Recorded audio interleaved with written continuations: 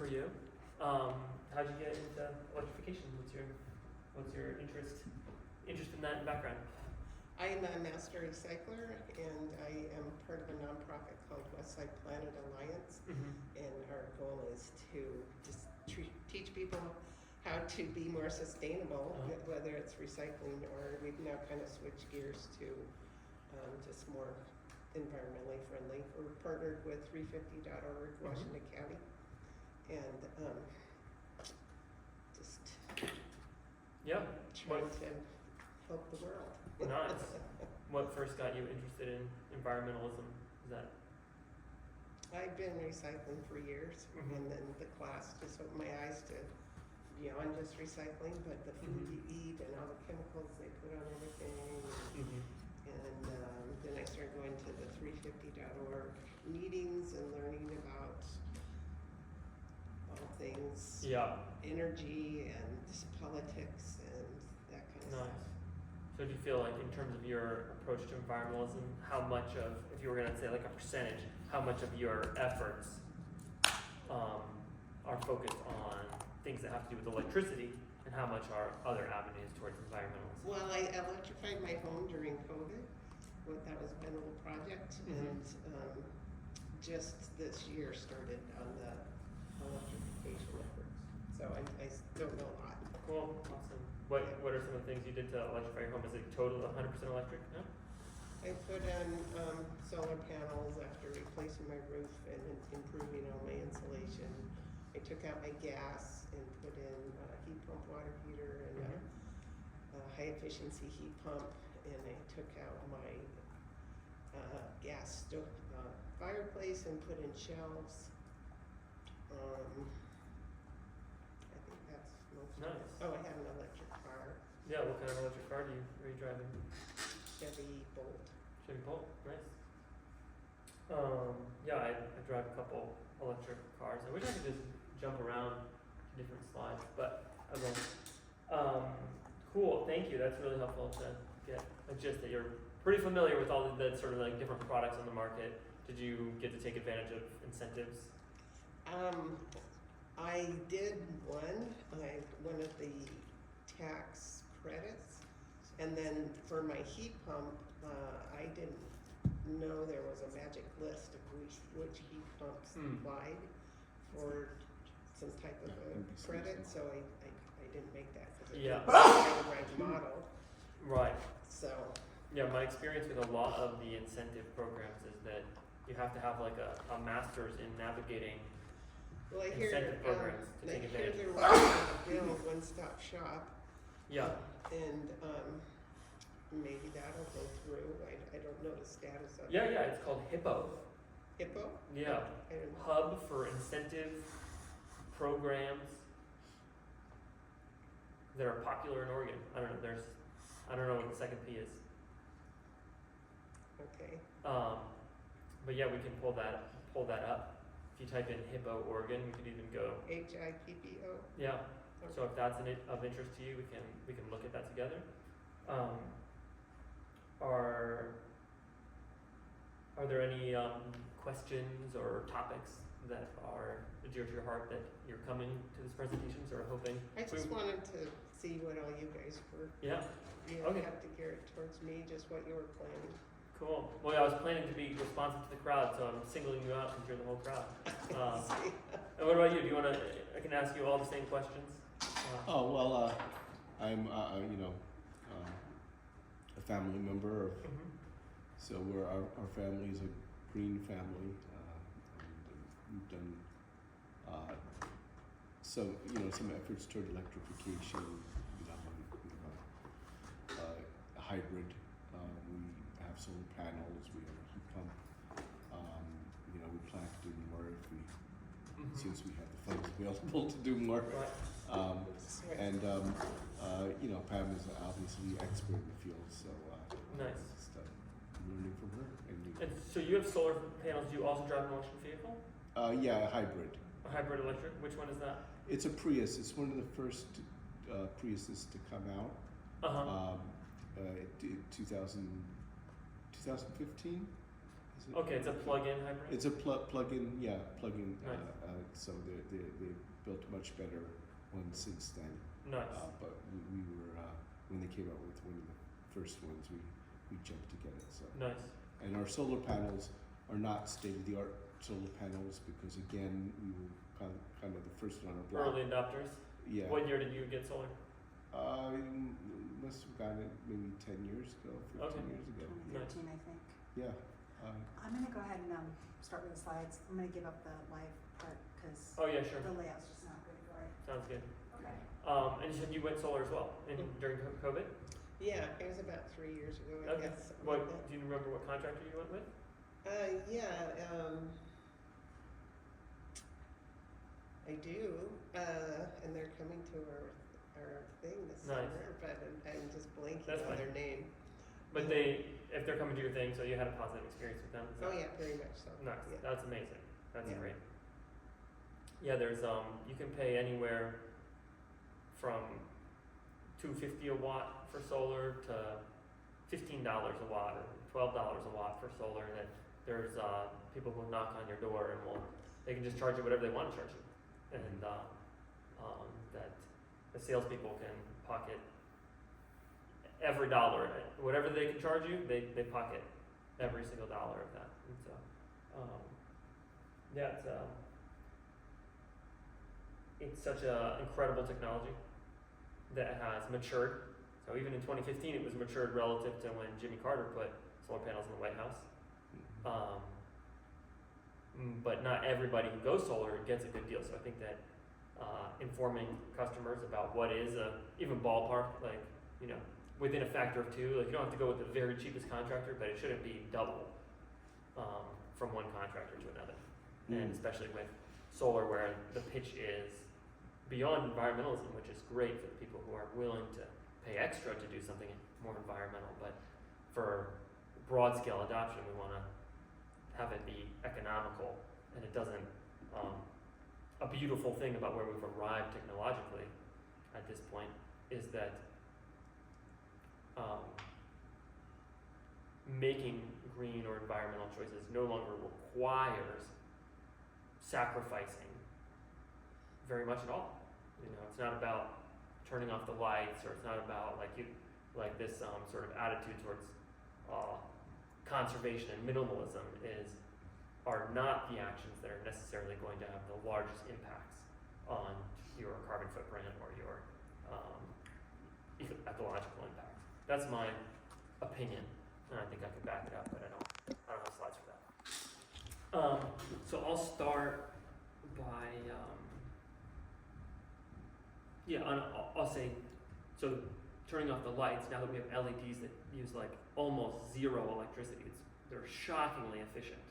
They're like 40 times more efficient than an incandescent bulb. These LEDs, I'm not suggesting leave the lights on just for fun, but it's just not gonna make a dent relative to like 1 degree different on your thermostat is gonna eclipse that, right? So,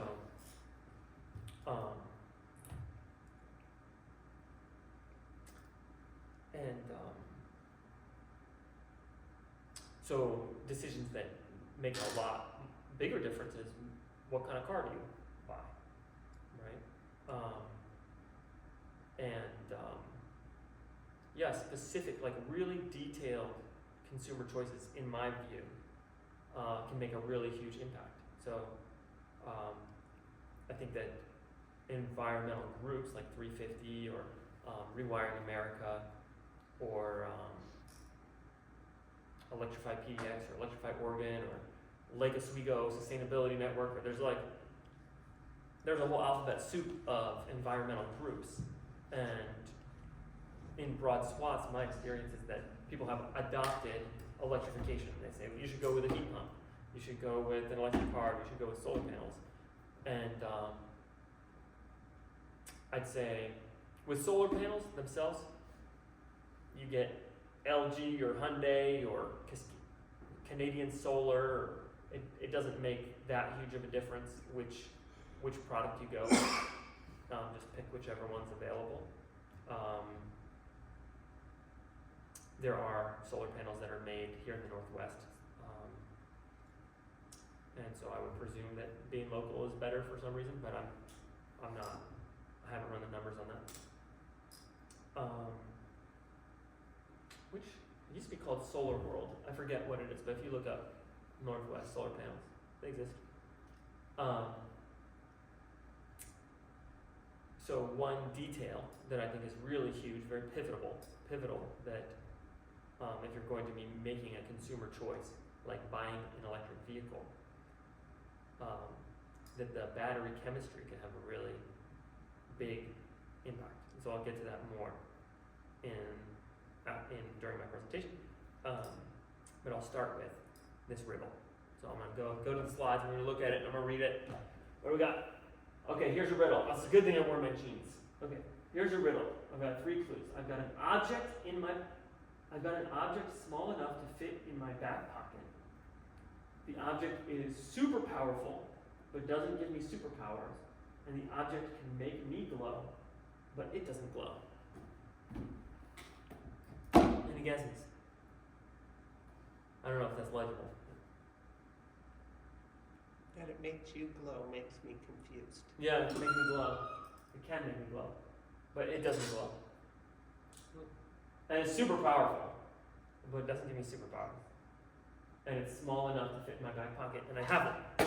It's in my back pocket. A phone? Oh, that's a good one. Let me see. I'm small enough to fit in my back. Yeah, phone would super powerful. Oh, for sure. Can make me glow. A phone is a correct answer, but it was not my correct answer. So nice. So But it glows. the You phone say- totally glows. Oh wait. It says it doesn't glow up there. So. It doesn't glow. Thank you. It's not a phone. You're really good. It doesn't glow. Phones definitely glow. But inside of your phone, you have a lithium-ion battery. Tick. So this is. I can pass these around. Pass one to you. She kind of What were you saying? have a little bit of cold, so Oh, okay. since I Do you want to hold this or no? I can look at it from here. Okay. Okay, yeah. So this is called an 18650 lithium-ion battery. And this is that physical battery that's a little bigger than a AA. That's what's in most electric cars. Which I think a lot of people would assume that they're like big batteries in a car, but it's actually just hundreds and hundreds of little ones like that they assemble into modules. And something very neat that is a point of reflection for me around environmentalism and the arc of progress and destruction that has happened over the last few decades. Yeah, it's a point of reflection for me, and I have a slide. I wish I had my laptop to Do you want to direct me back yeah. to the- Actually, will you go to the next slide? Oh, next Is that really the next slide? Oh yeah. So will you go to the first slide and the notes? Will you read them? The notes. Yeah. Or no, it might be the one with the jeans. Okay. And I'm not the best on PC. Okay. or notes. Well, there was going to be one more part where I said, besides these clues, that the object not only does all these things, but it transformed the transportation industry, the film industry, and the construction industry, and the transportation industry. I don't know if I said that. So if we go to the next slide. Next. So there's the 18650 lithium-ion battery. The name is not very creatively named. It's just 18 millimeters wide and 65 millimeters long. So they named it the 18650. And this was, invented in the 90s, I believe. Yeah. And so to talk about progress and that sort of ecological duality is that this was invented as a response to demand for smaller and smaller portable electronics. So when I was growing up in the 90s, We were concerned about, people in China mining through old electronics and all the different laptops that were piling up. And these were the batteries these were invented to go into laptops. And you all probably remember that when laptops first came out, they pretty much all had removable batteries, and they'd be like a brick like this big or something like that. You pop out the battery, and if it's busted, you put it in a different one. Inside those, if you smash open that plastic case, you'd see about 8 of these. And so the same, if you pay attention to different products, you'll notice that even the shape of the product itself is often built around the shape of these batteries. So it might be 2 batteries long, or it'll be 3 batteries wide. So these products are built in the units of these batteries. Next slide. So here's an example of how it's transformed the transportation industry. This is what a mobile gimbal used to for like a movie set. You used to have like a whole vest and a bunch of, you can see on the bottom left, there's batteries that make that all power without a cord. On the right, this guy's holding it single-handedly. These have equal functionality. And that little thing, there's a single one of those batteries, the 18650, in the handle. A single one.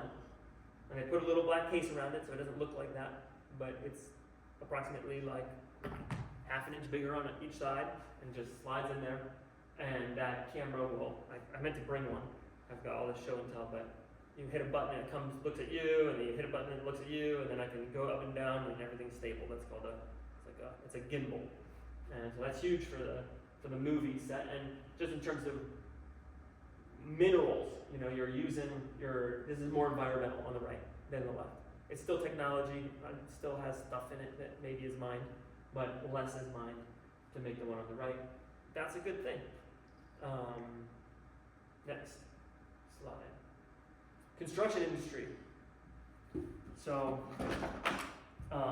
it wasn't very long ago that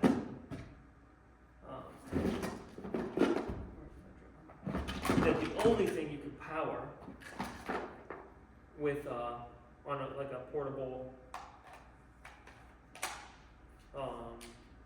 construction tool was a drill or an impact driver. And I don't know if you're familiar. Have you guys seen battery power tools and what's on the market? Anybody want to name a few battery power tools you're aware of? Weed trimmer. That blower. Leaf blowers, yeah, you said those are all gas and super loud. Yeah. Anything else? The answer is pretty much everything. Skill saws, jackhammers, like what? Lawn mowers. All these things are battery powered. That came to be around 2016, and I was really interested in solar energy and storage. Back then, I went to grad school in 2012 to study solar energy storage. I was working at National Renewable Energy Lab, developing next generation solar materials, specifically to do water splitting to make hydrogen. That didn't really pan out. But batteries really got way better from that period of time to now, just insanely better. And I left grad school in 2015, and in 2016, DeWalt came out with this battery right here. It's called the FlexVolt. And if you have a mower or a leaf blower or a string trimmer or a roto hammer, they're going to use a battery that's this big. And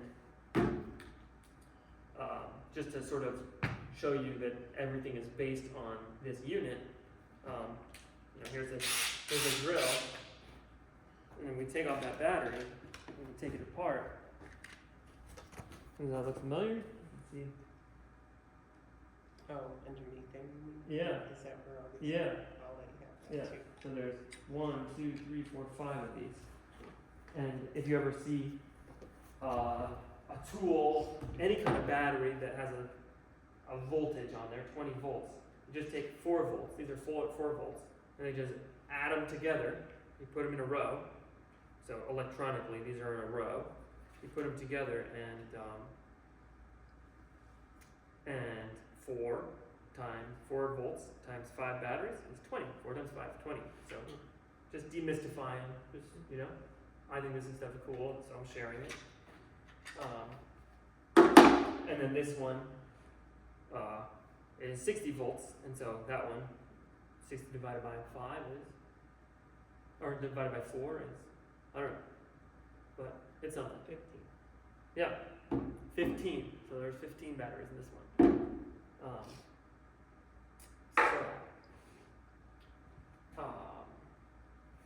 Okay, in terms of, yeah, thank you. We're on this slide now. What was the slide before? Was the construction tools. So, in terms of environmentalism, these batteries are not perfect. It's way better than gas, but it's totally not perfect, and it's not the best to be mining batteries like this. And there's a better kind, so I'm going to talk about the chemistry of the battery now. So these are both lithium-ion batteries. This one is big. The cells can be all sorts of different sizes, including like this one. The cells are about actually 3 volts for this one, and there's 4 of them to make a 12-volt battery. And this is a different chemistry of lithium. This is lithium iron phosphate. And so I've been trying to get people engaged in understanding some of the more technical aspects of electrification to help them make choices, consumer choices, that are massively more environmental. You might think that going with a Chevy Bolt versus a Nissan Leaf is going to be equal. Or even that getting a 2022 Tesla versus a 2023 Tesla Model Y is going to be similar. And I'm here to share that they're massively different. And the difference is between the besides lithium, these are nickel, manganese, and cobalt. And so those are all precious, and especially cobalt is connected to the extraction of cobalt is almost entirely comes from the Congo and is involved in like really terrible ethical issues with child slavery and all that kind of stuff. It's like, and as this industry scales up, I mean, it's worse than blood diamonds. It's really not good. And that historically, as EVs really came into prominence in the late 2010s, that there was a big push to juice out the very most range out of a vehicle. The Nissan Leafs were getting like 60 miles of range or 80 miles of range. Now, most consumer electric vehicles are in the 200 to 400 mile range. And really, in terms of user experience, there's rarely a difference for people. They're not going to notice a difference between, let's say, 300 and 350. They're both great, especially if they charge quickly. And so these lithium iron phosphate, I haven't introduced that one yet. Iron and phosphate. Do those sound more or less rare and precious than cobalt and nickel? Anybody? What's your association with iron? Well, you go to Rite Aid and get iron. Yep. So It's what makes our blood red. It's what we lift.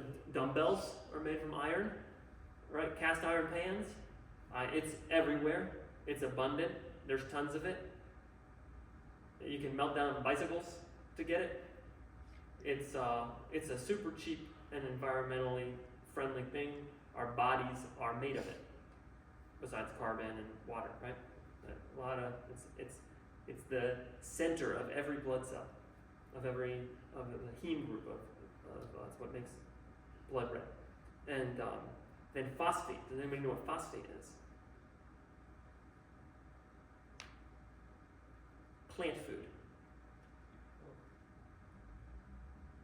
I don't know if you go back to middle school earth cycles. That there's the phosphate, there's the nitrogen cycle, the phosphorus cycle. I never learned that stuff, but I know it exists. And phosphate is a super common thing you can eat. Iron and phosphate are both things you should be eating, and so and there's tons of it. And then a dish, so that those are better. Buy this battery, not this battery. That's the conclusion. So if you're going to be buying an electric vehicle, ask: does this have an NMC, nickel manganese cobalt battery, or an iron phosphate battery? Yeah. And I think I heard an article about this on NPR a while back. Is like East SS or something. Isn't Oregon like one of the leaders in producing this technology? Oh, Maybe which I one? don't know, but that's what I. That's awesome. No, I don't Yeah, know about Oregon. that. Send it to me, please. Yeah, I'll try to find it. Yeah, It's I really try to know cool. about everything, but I don't. It's exactly saying what you are Yeah. about how this reduces some of the concerns Wait. about. Why wouldn't the car companies automatically use something cheaper and more abundant than these rare metals? Thank you. So, I alluded to it, but I didn't answer that question, which is this one historically has been just a tad bit more energy dense. So they're going to juice out a little bit more range using this one. Okay. But you could use just like 10% more of this battery and get the same range. Yeah. But this one also has lithium, and is that also very rare? They both have lithium. Mm-hmm. Lithium is non-toxic, and it's like medium rare. It's like nowhere near. I should have made a list just with the abundance, whatever. There's a lot of lithium in the ocean, and so there's the potential to get lithium from the ocean. Unfortunately, lithium is in the same column of the periodic table as sodium, which is also in the ocean. Lots of sodium, salt, in the ocean. And because they're in the same column of the periodic table, they react similarly. They're difficult to separate. But there are these like porous, size-selecting membranes and stuff, electrodes, that where there is science and R&D happening to try and figure out how to get it from the ocean. That would certainly be the most environmental place to get it. Oregon has a ton of lithium, actually. And the border between Oregon and Nevada is one of the biggest places for lithium production. There's like a volcano out there that's like made of lithium. It's the third element on the periodic table, which means that every other element, any element that's not hydrogen or helium, at some point was lithium. That stars, they smash together hydrogen and helium, they make lithium, and then they smash that together and make bigger atoms like iron or whatever it is. And so,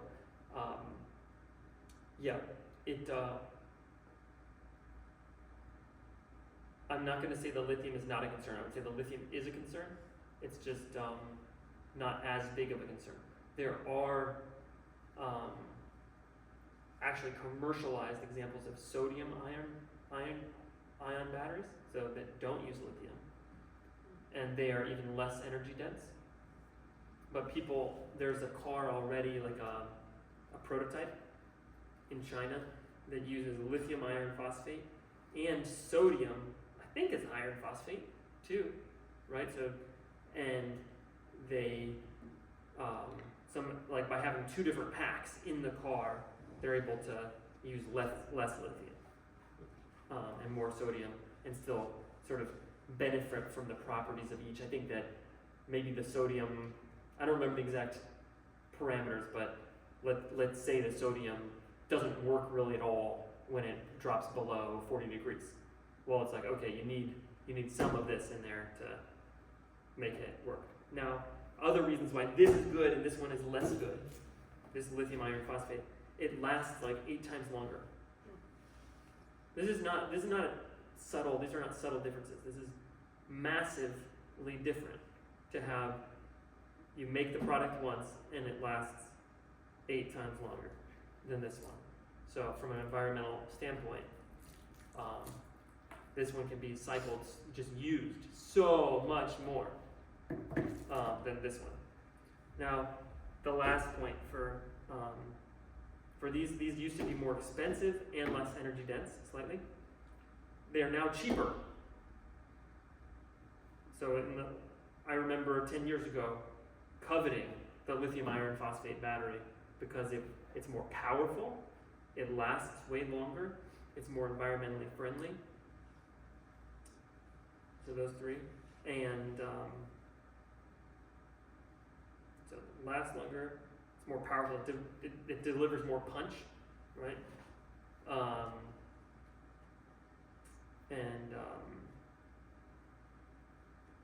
And you can get this 12-volt configuration, which can run like any kind of RV fridges or anything like that. It's like the world is based on the lead acid battery, the 12-volt, and lithium is compatible with all of that. And lithium iron phosphate is compatible with that, whereas the cobalt version is not compatible with that. So, now they're cheaper and but still not quite as energy dense. So if you want to really maximize the range, if you want to get 450 miles of range instead of 400, then you're going to go with these. Or if you just like happen to have a supplier, there's factories already set up to make these, and they're on the market, and so people are going to buy whichever ones happen to be, make sense to them for whatever reason. But I think it's the wrong choice when they choose this one. It's clearly doable to choose this one. There's a Slate electric vehicle truck. Did anybody hear about that? It's been going around. Anyway, there's like this minimalist electric truck, because all the electric trucks are like $80,000. They're like, hey, let's make one that's $30,000, and it has it doesn't even have power windows, and it doesn't have a screen, and it doesn't even have speakers, and it's produced by, I think it's backed by like Jeff Bezos or something like that. So interesting. Yeah. But so I thought that was cool to do this like minimalist thing.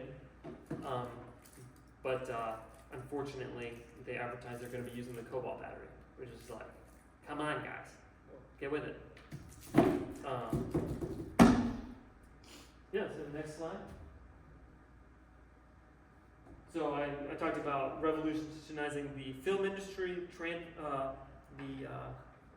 the construction industry with all the power tools, and then here's an image of transforming the transportation industry. You can just take a DeWalt drill, connect it to a tiny bicycle, and off you are.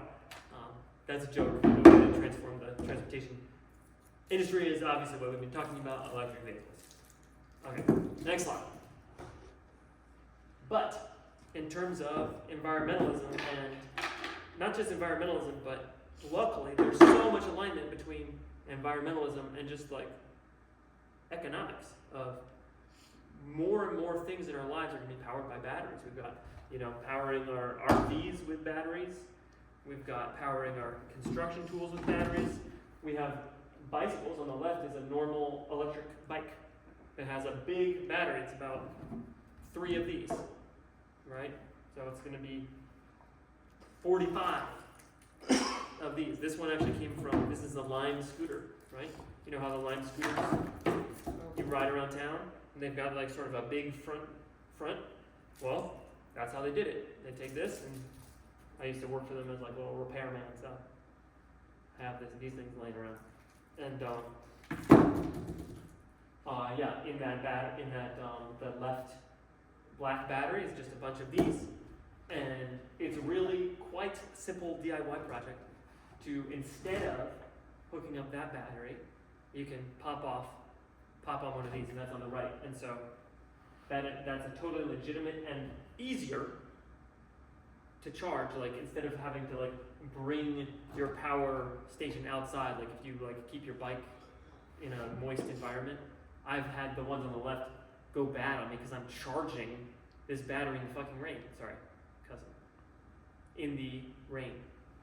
And the one on the right, you can just pop this off and put on your DeWalt charger. And then there's, so a big part of what I'm advocating for is modularity, using the same battery cells, since these batteries are in this, they're in that, they're in our car, they're on our bikes. The same way that DeWalt allows you to use the same batteries, or Milwaukee or Makita power tool brands, use the same mined material for your drill, as your saw, as your whatever. There's no reason not to continue to extend that and bring your power by the handful to your bike. Bring your power to the handful to your house. Right? You're gonna also have a bunch of these in your Tesla Powerwall if you want whatnot. Yeah. I mean, one of the things that's nice about that too, like from a bike perspective, Yeah. is you can use it and you can have another one charging and you just switch them out. And Yeah. we just talked about doing this with cars too at one point. Right. But yeah, it's eminently sensible instead of having the battery pack that you have. Absolutely. To charge. And then another benefit with the bike, I mean, it's so cool, is that let's say your normal commute is 5 miles. Well, then maybe just one of these is plenty. And then your bike is going to be lighter. And the electric bikes are a pain. They're so heavy, right? With 3 of these batteries, a normal bike plus 3 of these batteries. But then let's say you're going to go on a big bike trip and it's going to be 50 miles.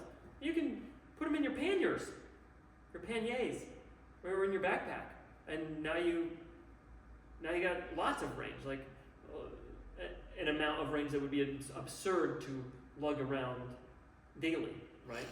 You can just bring them with you and swap them. So I've done that. And then additionally, people are charging their laptops. You want to go to the next slide? Oh, actually, go up 2 slides. Too far. Yeah, you can do DIY power walls, but what I was trying to talk about was that when you go, like backwards a few slides. Okay. That one. Oh, that one. Okay. That one. So here's the DeWalt batteries that can power a bicycle. They can also power a laptop. DeWalt actually makes a little adapter that slides right on there, and then here's your USB-C, and boom, powers your laptop or your phone, right? And then additionally,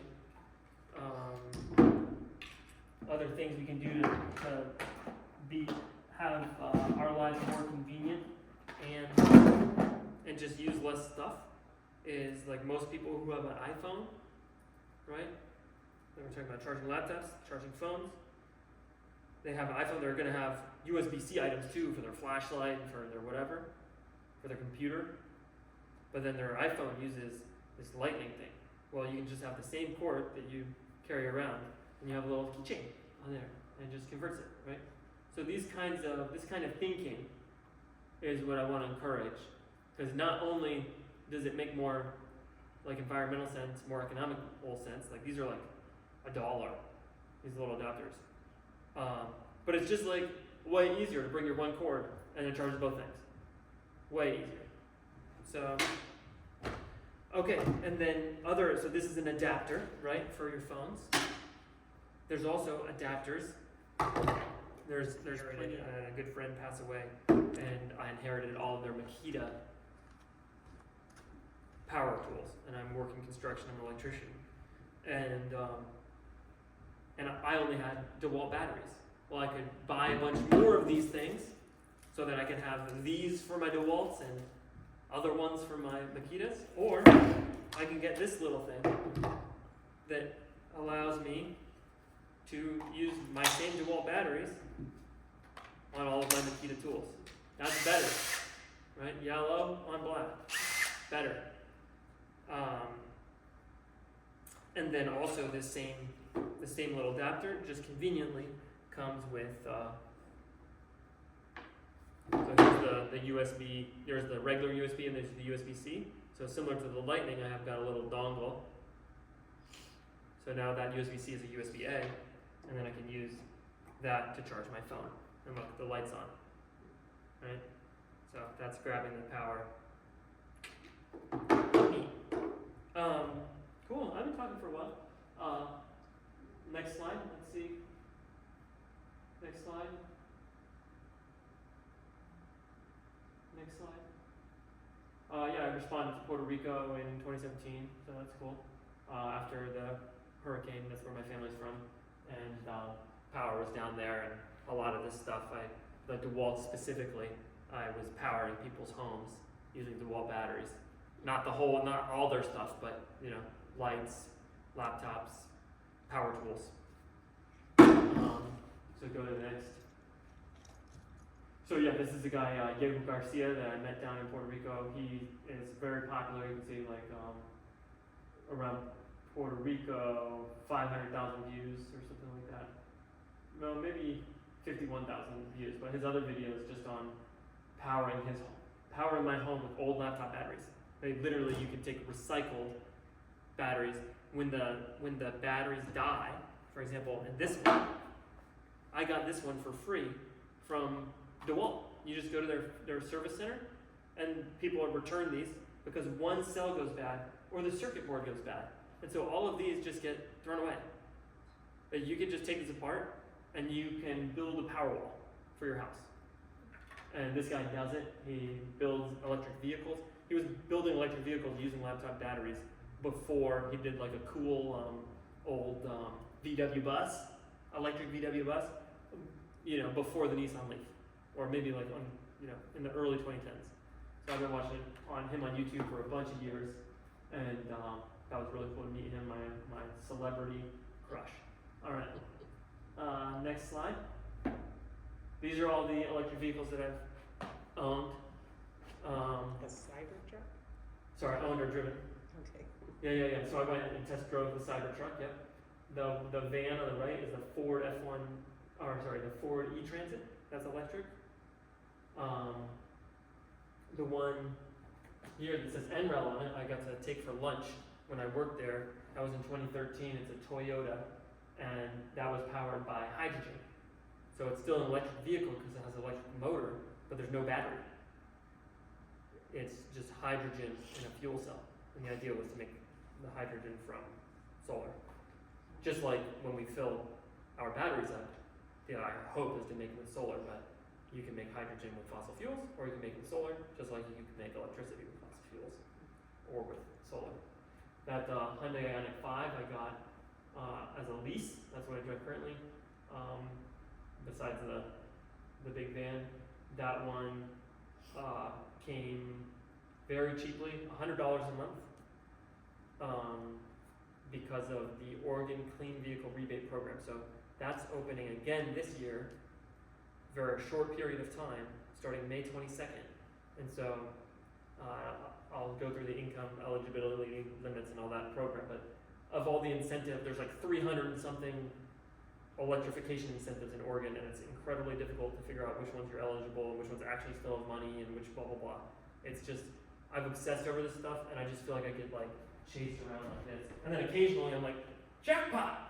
Right? So this is one of the jackpot programs, is getting vehicles, and if you income qualify, it's $7,500 off, including plus whatever other incentives you can get, like tax credits and stuff like that. So yeah, that's the Hyundai Ioniq 5. I think besides the lithium iron phosphate, the other consumer choice you can make is to make sure that there's an outlet on that vehicle, because it's really a shame to have not just a handful of these batteries, but a massive electric vehicle battery that can be used for all of the things here. We can pull the energy from it if there's an outlet. If there's no outlet, you can't pull the energy from it, right? So let's say that the grid goes down and you have solar panels. Well, you could charge your car with the solar panels instead of having a electric like a power wall at home. Like you could buy these separately and make a power wall, or this is the future that I hope we're advocating for, is instead of having these redundant batteries, you put an extra battery in your home, an extra battery on your bike, an extra battery. You just use the battery in your car, and maybe these ones. Okay, and then, wow, that's a lot of rain. So Yeah. there is a truck that I've heard does that. Yep. Is it the only one now, or are there more and more that do that? There's a number of trucks that do it. There's the Ford F-150 Lightning. There's the Cybertruck. There's the Chevy Silverado EV truck. There's the Rivian. So there's several now. Do you Yeah. know of any cars? So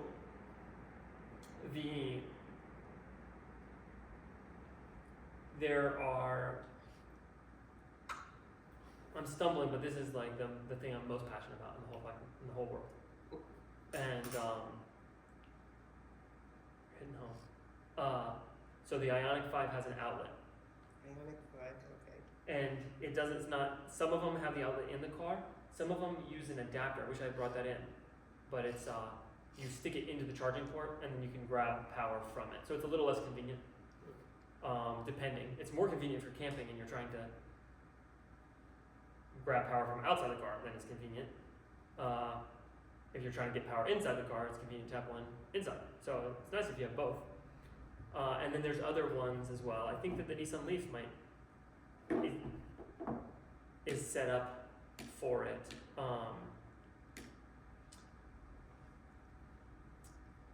And so the trucks that you're hearing about, that you might like hear and see in articles being highlighted, those ostensibly are set up to hook directly into your house for bi-directional charging and be a really plug-and-play solution. In reality, some of them, it seems like it works sometimes, doesn't work other times, or like maybe the contractor that needs to, like Ford has a proprietary contractor that needs to approve your system, and they're not answering the phone or whatever. So I'm really interested in sort of backdoor approaches to bidirectional charging, because and the simple thing of just having an outlet. So instead of having like 50 amps of power that can go straight to your house and energize everything, I want to make sure at least you have an outlet, because if you do, then you can pull power out of the battery, and then you can use other electronics to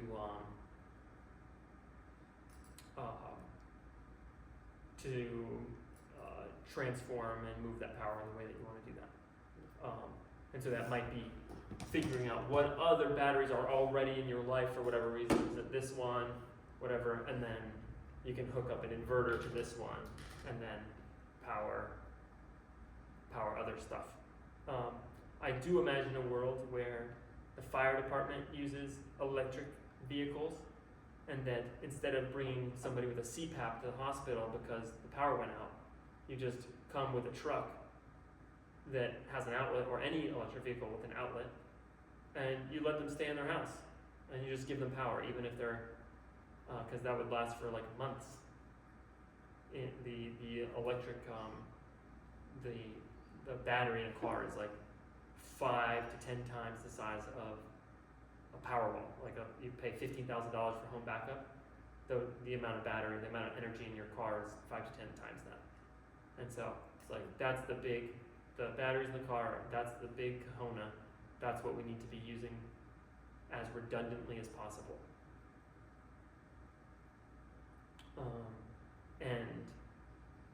Another tidbit, like, so you both have electric vehicles, right? And you both have solar panels. What happens when the power goes out? That's a good question. That happened a few months ago. Yeah. Did you have power? We didn't have power. Large portions of Portland didn't have power. Remember the incident a few months ago? So you're telling me you have a power generation facility at your house, and you have a power storage item that can store a month's worth of power, And yet we didn't and have yet power. you don't have power. And why is that? Because Tesla Powerwall is too expensive for me. Right. And I'm trying to tell you that the Tesla Powerwall isn't needed. Yeah, no, I've heard that, and I was just looking forward to when cars have that capability. Right, and Yes, I've been waiting for a long time for the car manufacturers to like work with the utilities, and if you ask people in the environmental movement about like, is this possible? They're like, oh, it's gonna take like government and utilities and blah blah blah blah blah blah blah blah blah blah blah blah blah. It's like, when are they all gonna get together and do that? Like, eventually, maybe in like a decade or two.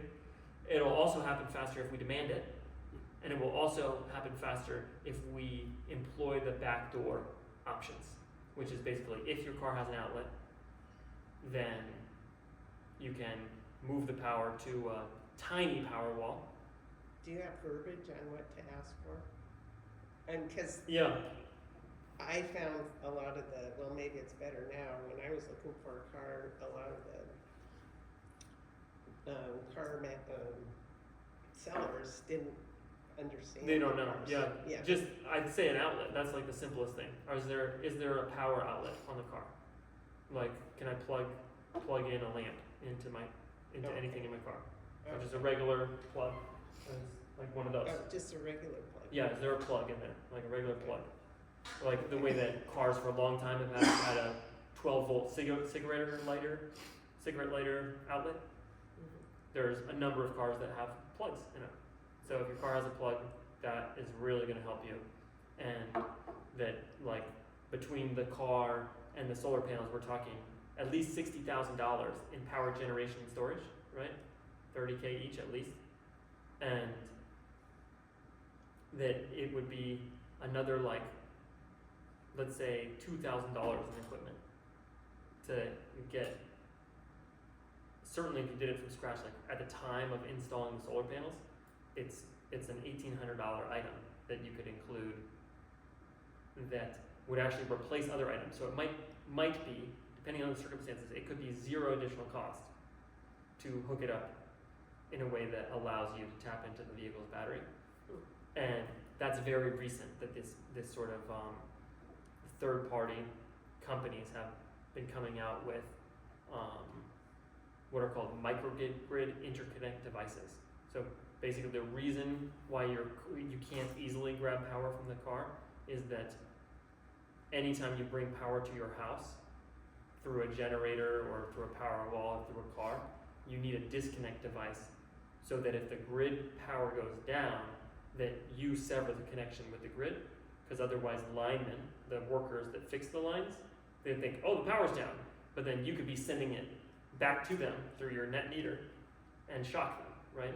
And so you need a device called a disconnect device, or people call it a transfer switch, that says, okay, the grid went down. When I don't sense energy from the grid, I don't push energy back to the grid. And so in the past, if you wanted to do a bidirectional charger or a power wall or solar, you'd have 3 different disconnects, and the wiring diagrams were like really crazy and messy. And the right answer is to have one disconnect that can handle all of the power from your house. And when that box doesn't feel the power coming in from the utility, it shuts off not your power, it shuts off shuts off sending power to the grid. And then whatever you're using, whether it's a generator, using one of these, that you just hook up a little inverter, like in Puerto Rico, like grandmas know how to backfeed a house. You could literally take this and then like a little inverter you get from AutoZone, and you plug it into one of your outlets, and then zoom, your whole house is energized. Is that legal? Absolutely not. Did you hear it from me? No. Interesting. You know, but can you do it? Absolutely. So I'm not suggesting it, but that's what grandmas do in Puerto Rico.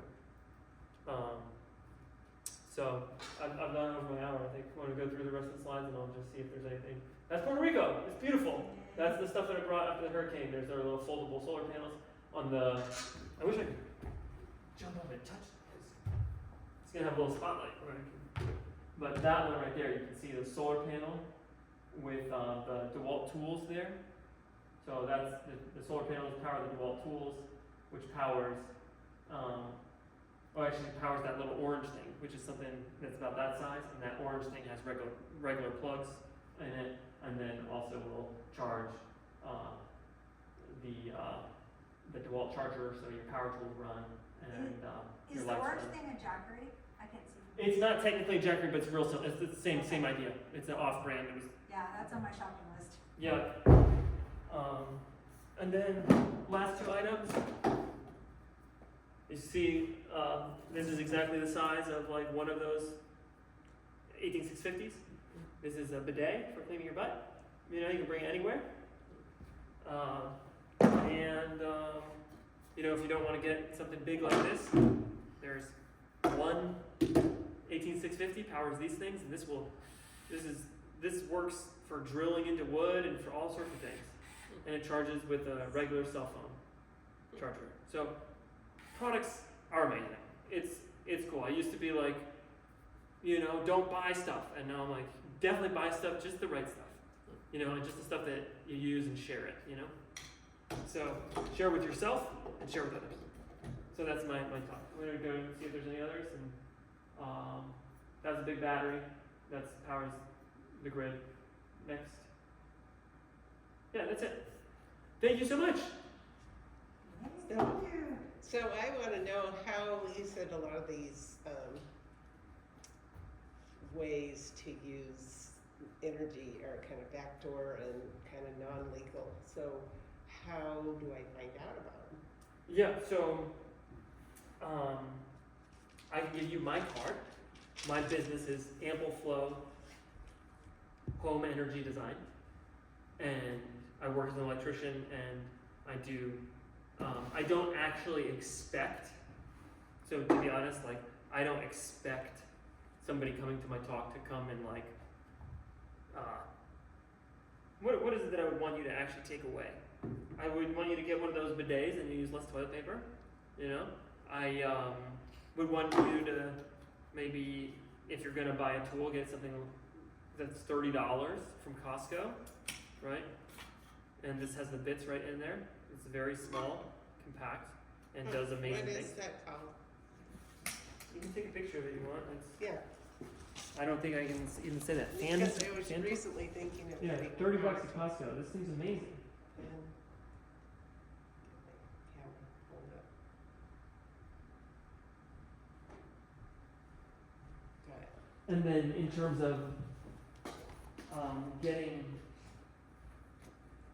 whenever you upgrade your vehicle, making sure that you have an outlet, call me, and we can talk about the vehicle, make sure it's lithium iron phosphate. It'll last longer. That's at minimum, that's just a better investment. And then there's a company that is called Signature Solar that has come out with something called the Grid Boss, and that is the most flexible device that I'm aware of on the market. That is this microgrid interconnect device that allows you to take, like, even if let's say your solar panel stopped working or whatever, and it's really an emergency, your brother-in-law brings a cheap gas generator from Home Depot. You can feed it. It will take everything. It has ports and it's got smart charge. It just is really great, and that's called the Grid Boss from Signature Solar. So hopefully there's more products like that will come on the market, and then that will also allow you to. And it wouldn't be that would be legal and it's UL certified and all that kind of stuff. And so when I say backdoor with that, I don't mean like electrically wrong in any way. When I was talking about back feeding in your outlets, that's illegal, right? Or it's not legal for me to recommend. As a homeowner, you do what you want in your house. The taking power from your vehicle, from its outlet, and directing it to a certified microgrid interconnect device. They're not cheap, $1,800. It's cheap relative to a solar and a car, and if you have all that investment, I think it's a worthwhile addition. But you can just treat your car as a generator, and that's totally legitimate. But it's just not. What's backdoor about it is it's not being advertised by Ford or Rivian, or it's not. There's no splashy headlines around it, and so I'm hoping to change that. I see. Yeah. Yeah. Cool. You Shall wanna I? do yours? Yeah. If you want to flip those slides up, I think Yeah. I'll show you some. Yeah. Oh, you're fine. You're totally fine. You want it that way? Yeah, Or- yeah, it's cool. Okay.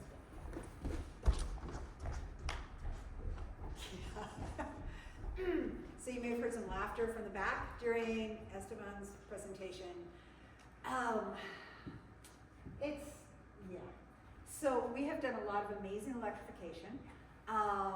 Unfortunately, it's not necessarily that we get, even though we tried really hard, we did not get the right information at the right time. So we've had a lot of bumps. So you did such a great job on talking about lots of things, a few things I knew and a lot I didn't, so I'm gonna focus on just kind of our story.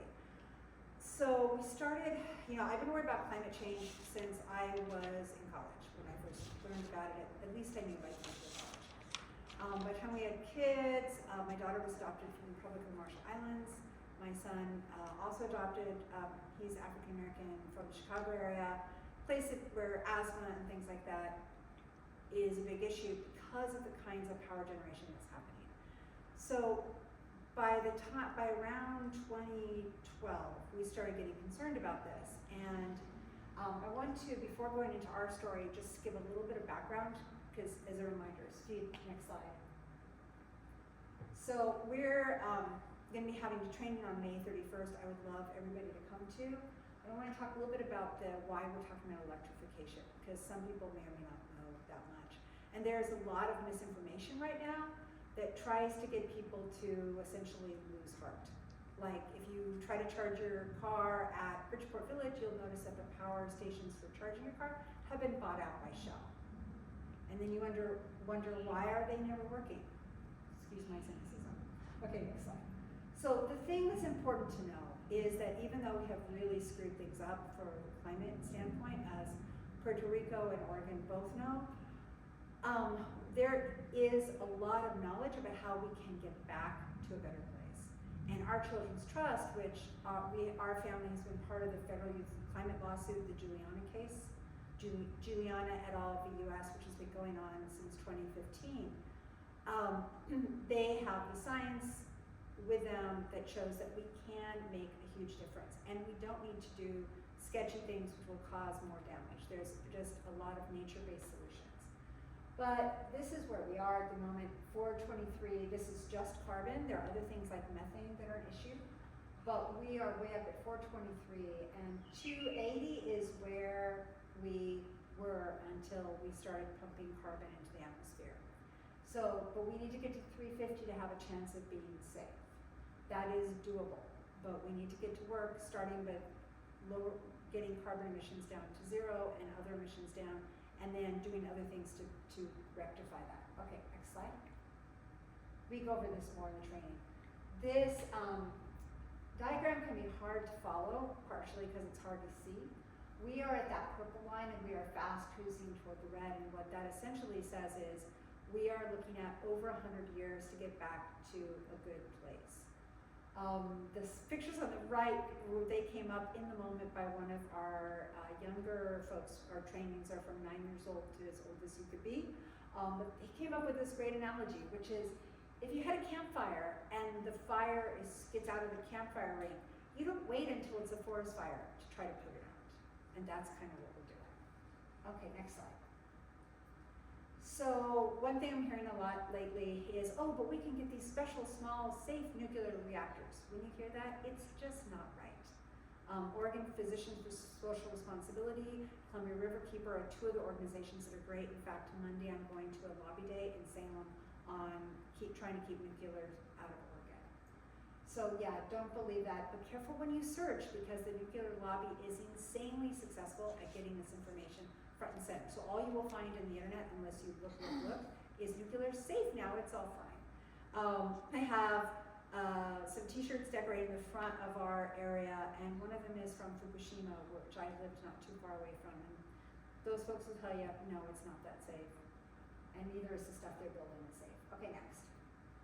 Need that in the background. So we tell you about our electrification journey, and a lot of it is unfortunately going to be why we don't do it the way we did it. That said, I have slept a lot better a lot of nights because of the solar panels on my roof. and knowing that my daughter's home birth country, which used to be 7 feet on average only above sea level, is now lower. Knowing that we were doing something to help fight against this has been really good psychologically. Financially, not so great. Okay, next. But again, like this is totally, you can do this in such a smarter way, and the kind of services and help that Esteban is offering, that Rewiring America offers, is awesome. So we started, which is, our first step was exactly the right one. Our water heater started, chunks of white duct was coming out of our tap. This did not seem like a good idea. So I called, I found a sustainably oriented organization, and we got an electric water heater to replace the gas water heater. So our step one, we did exactly right. We found the thing that was breaking that needed to be fixed, and we ignored the, oh, but you can get a high efficiency gas water heater, it's way better. And I stubbornly stuck to the electric one, thankfully. So we've got this thing. I think you're supposed to do more than dust it, but honestly, I haven't looked at it in 13 years, and it's functioned perfectly. Okay, next.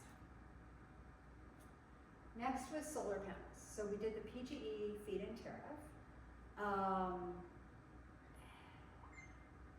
I don't know if I knew about the contractor licensing board at that time. I strongly recommend before you work with an organization, even if it's on Rewiring America's site, that you cross-check it with a contractors board to make sure about complaints against it. Now, not necessarily that they're terrible if they have a complaint, but it's worth checking.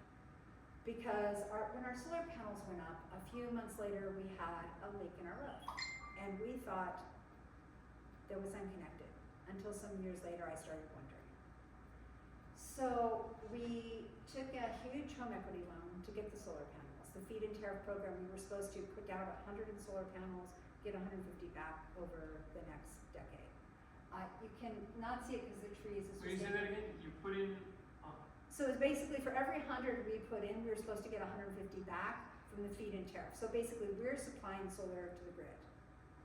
The reason I was wincing during a lot of your talk is we said, well, what about if the power goes down, if the grid goes down? That was not such a thing in 2013 when we did this. Yeah. And they said, oh, you don't want to do that because that's, well, you could do that, but it's another $10,000 to be able to do that. And we were already looking at 45,000 worth of solar panels, Yeah. which, to paraphrase a parent of one of my kids' friends, he had solar panel envy when he saw ours, but that home equity loan, we are still dealing with. You can't quite see it in this picture, but the solar panels span the full range of the image. And how much is your actual utility bill at this point? So we don't get anything off our, sorry, I'm gonna keep saying that. Don't worry, there are good ways to do this. This is not to scare you away, absolutely won't. Utility bill has no impact whatsoever. We get a check, which used to be around $400 a month. It's dipped as low as $50. That's a few other things, issues about discussion over whether to clean them.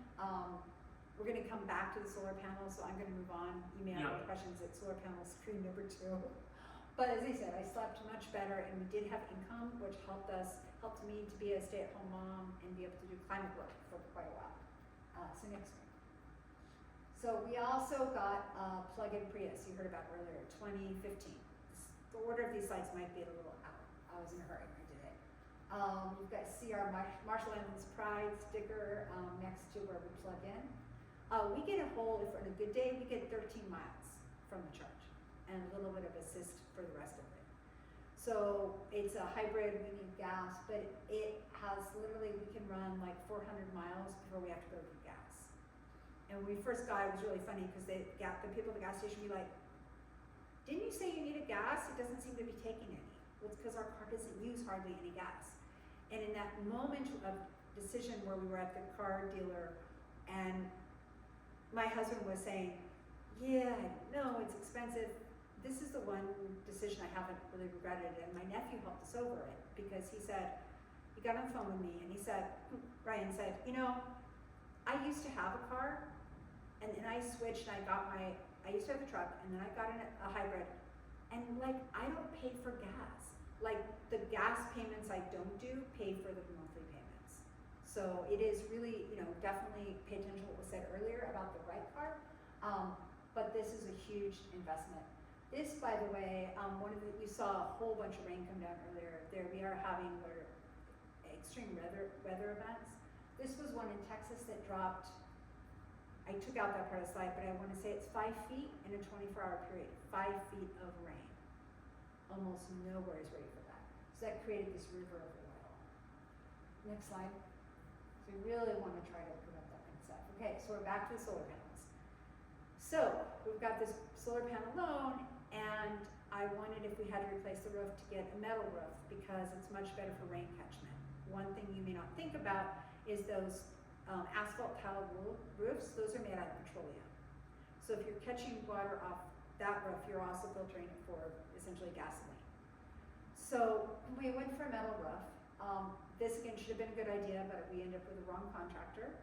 And then the solar panel contractor we had used, who came back to put the panels back up, I think they didn't train their staff about a metal roof.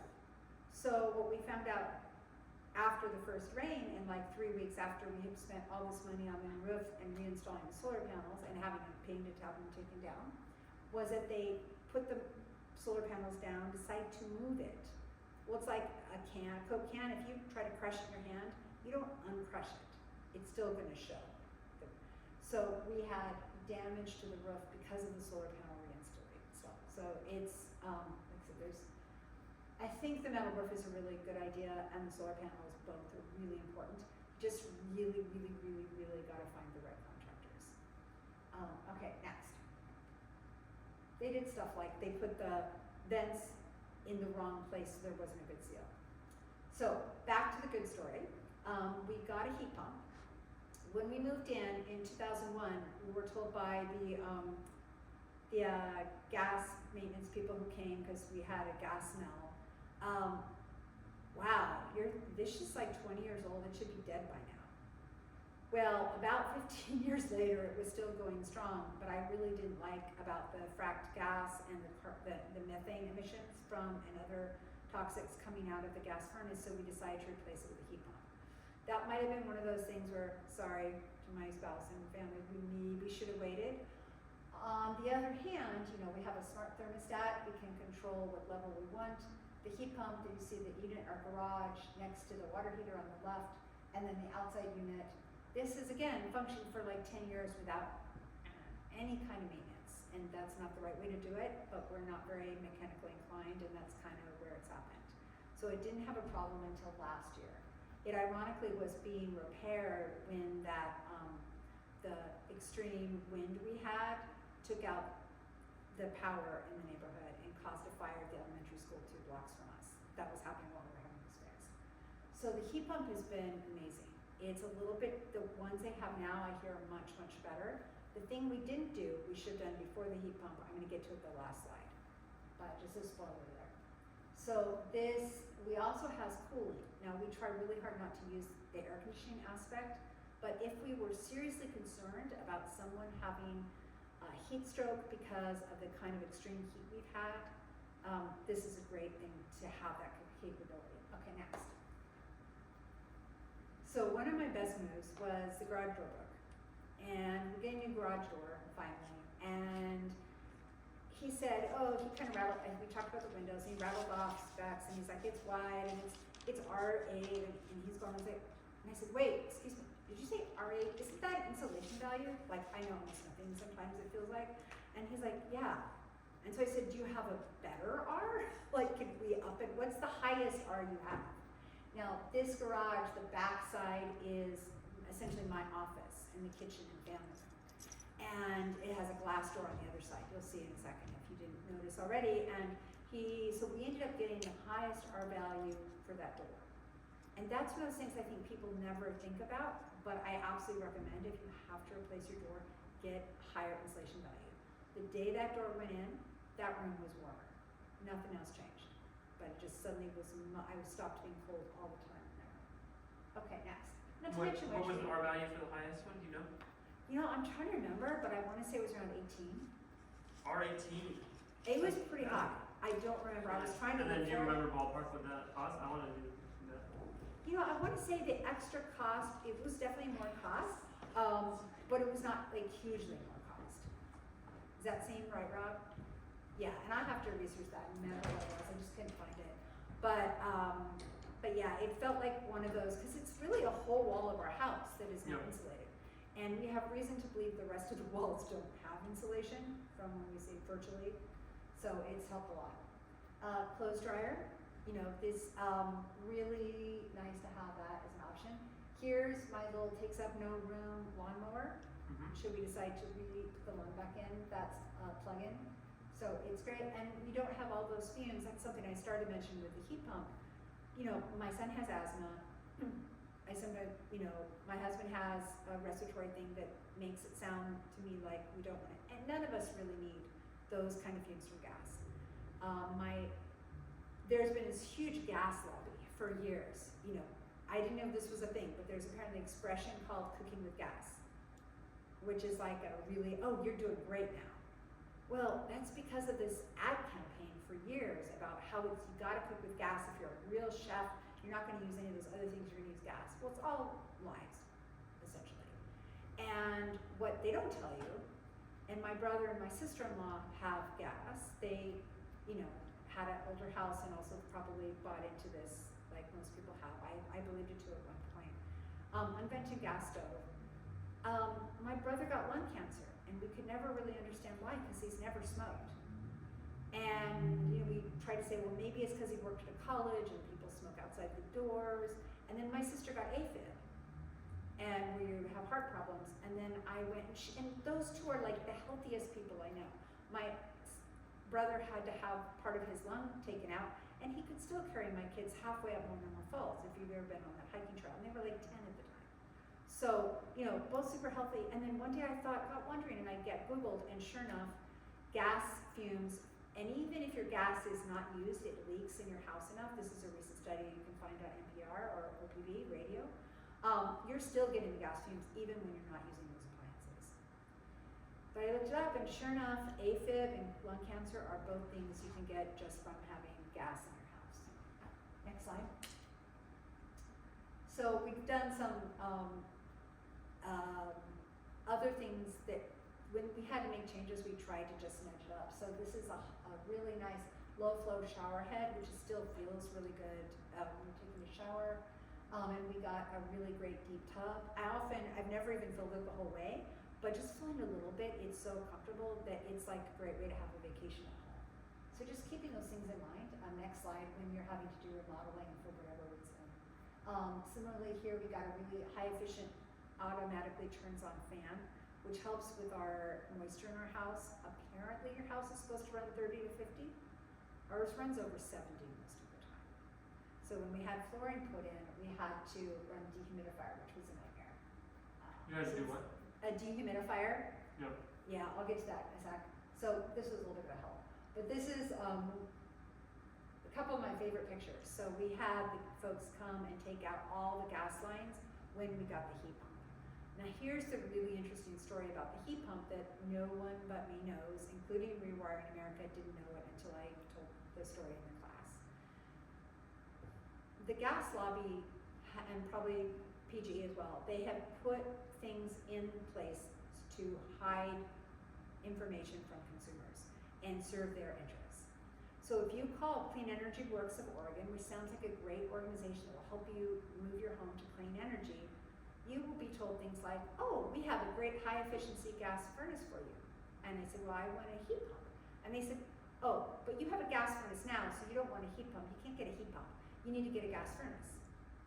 And you said, but I want a heat pump. Gas is bad. Like, I would think you guys knew this, but gas is bad. And they said, no, you can't fuel switch. And I just kept pushing, and they finally said, well, we aren't allowed to tell you that you're fuel switching, so we can't do this for you. But if you're really insistent, you can write us a formal letter, so we have it in writing, saying you're doing this of your own free will, we did not recommend it. This is all Northwest Natural. So was this to get incentives, or this was just? So I was asked that, and I'm not 100% sure now. I could show you the letter. It's to get incentives, possibly that was the deal. Yeah.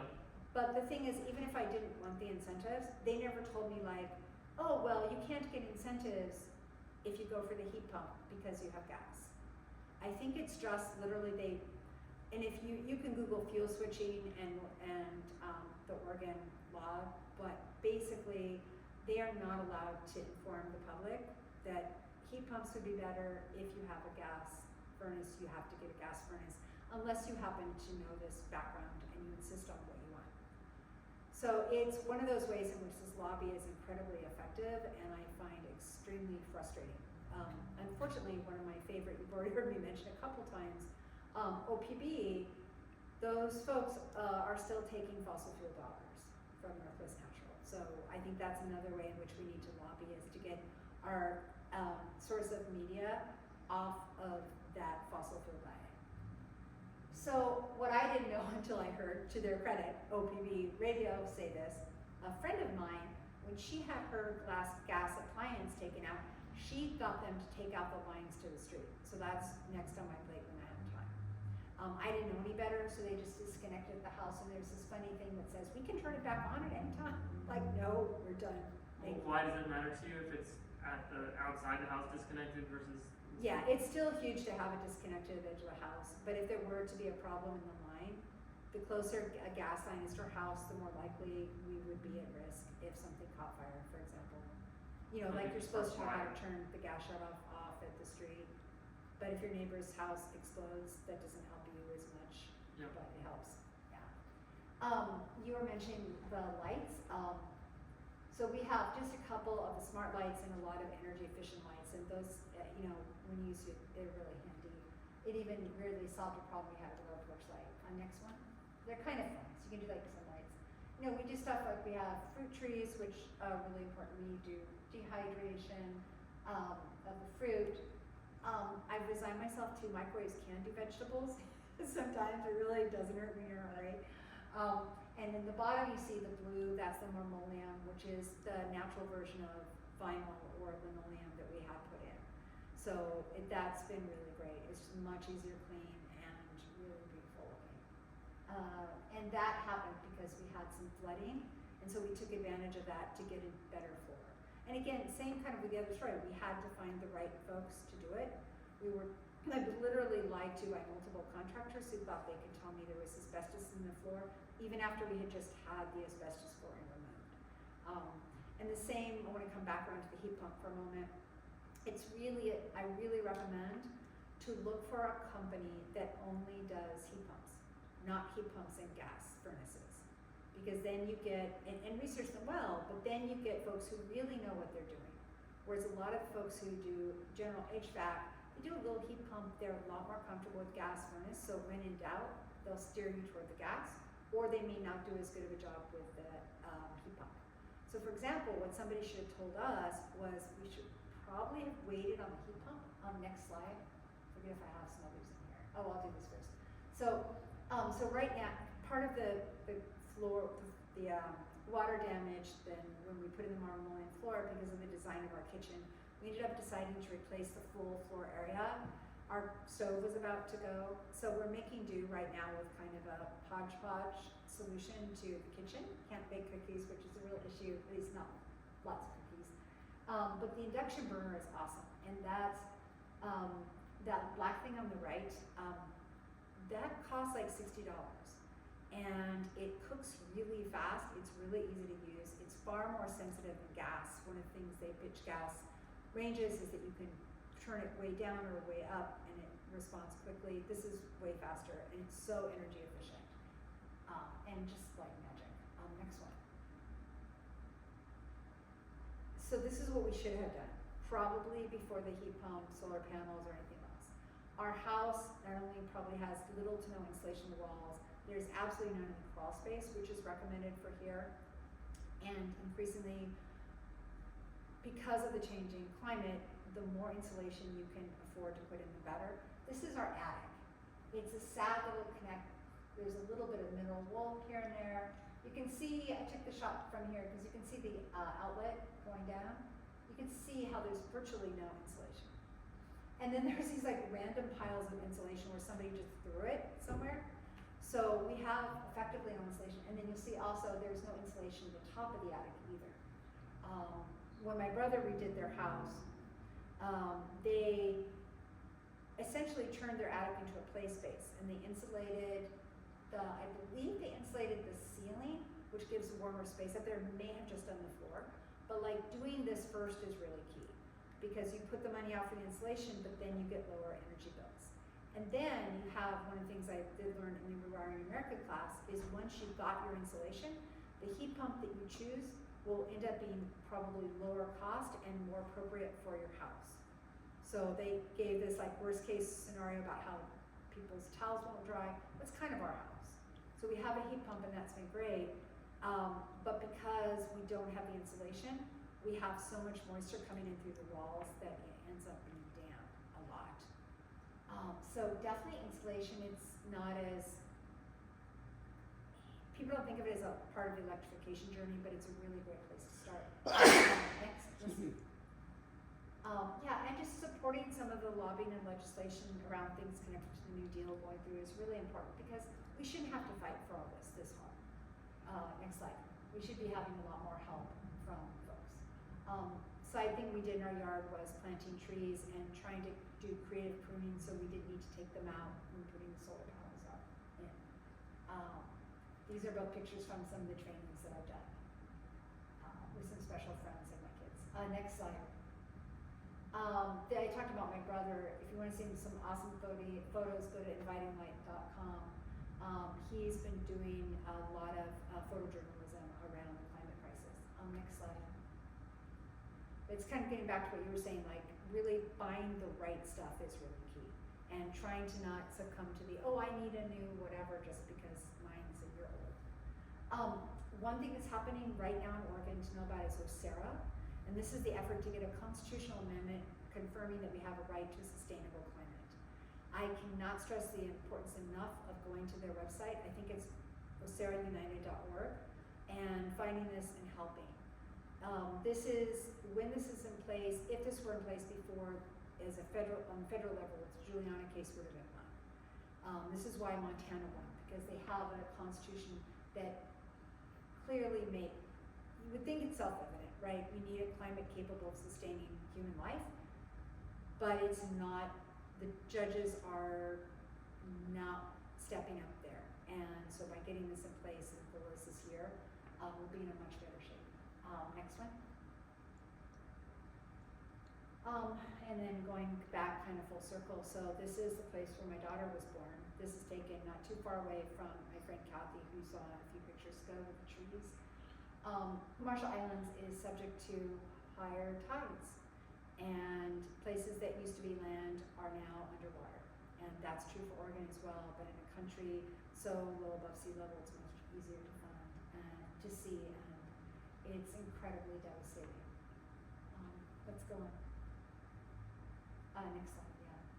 So I think, especially right now, it's really easy to feel like we can't make a difference, but there are so many things going on, from lobbying to marches in the street, activism of all sorts, helping protect our most vulnerable people, whether that's elderly or children or LGBTQ folks or people from places like the Marshall Islands or suburbs of Chicago. We all need help with that. And I snuck an extra picture into the slide because we have two immigrants, you could say, in our family. Miko, I mentioned, was born in the Marshall Islands, but up in the corner is Coquito, who was born in Puerto Rico and came here as a puppy with his mom. So anyway, next slide. These are some cool things to check out on the left, and you could just take a pic. You can literally like take your camera later and look at it. But the Juliana case and the other UV-Gov cases on the left, and then our website, Climate Change Recovery, the work that I do, and the training we have coming up on the 31st, middle, and then just a really neat video on the right. One of the wisest things I've heard about all this stuff is that we need to imagine like the future and how great it can be, because there's so much media and fiction, dystopian fiction, and that's a sweet little video. It's like 10 minutes long, if that gives you an image of how we could be looking back in the future and see that the changes we made today are going to make a big difference. Well, thank you so much for listening. Yeah, and thanks for